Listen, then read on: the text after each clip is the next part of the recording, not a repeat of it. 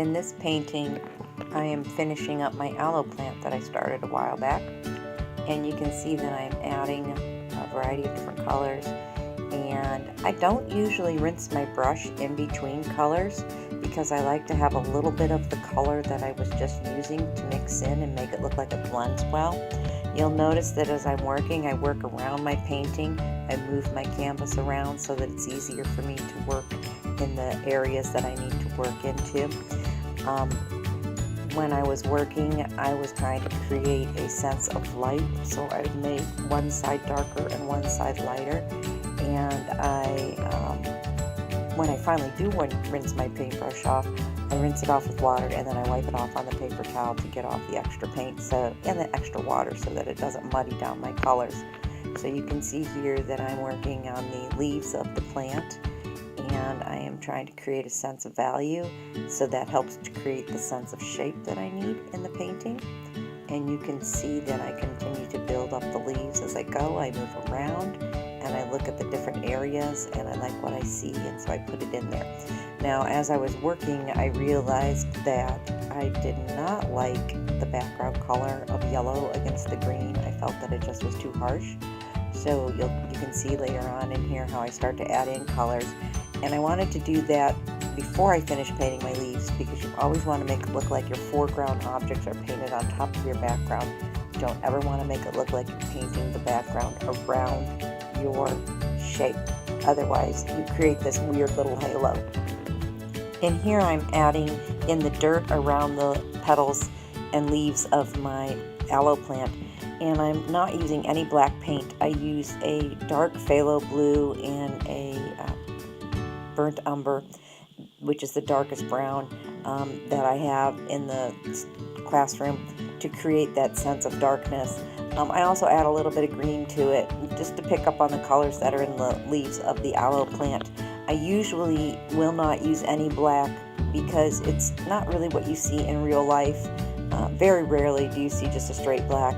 And I also don't ever use just a pure white. In this case, I'm using an unbleached titanium or a buff white so that it looks more natural. White you only want to use if you have like a pure highlight on glass or a reflection through a window, or if you have an object that's actually pure white. And even say you're doing something from life like an egg, you wouldn't use pure white because an egg's never really a pure white color. I realized I didn't like the background that I had, the pure yellow, because it was just too harsh and too bright. So I decided to create a contrast, and I started out by just keeping the paint that I had on my brush and using it in the background. And you can see that it's kind of dark and the leaves sort of start to fade into the background. So I decided to try the orange color, which I thought would contrast really nice with the green leaves. And you can see that as I'm painting, you want to make sure that you get your background done and get it in there first before you put in your foreground objects. So since I realized I didn't like what I saw in my background, I stopped painting my foreground objects and began to add in the background, and I'll come back later then and finish in the leaves of the aloe plant. One thing that's important to note here is that you can see that I started by putting in a really kind of a dark grayish background, and it did not look good at all. So I tried the orange over it, and the orange started blending with the gray, and that looked kind of bad too. So then I went over and I moved and used the orange in just over the yellow, which was already dry, and I kind of liked the way that looked. But I also thought it was still too bright, so I picked up some of the other color, which, by the way, I got that grayish color by mixing together blue and orange. Whenever you mix the complements, you can get kind of a grayish brown color, and it can be a nice shadow created there. You can come back when your paint is dry, because it is acrylic paint, and you can paint a thinner layer over it and the color underneath still shows through, which is what I decided to do with the background. And then I started creating this kind of nice warm orangey brownish background.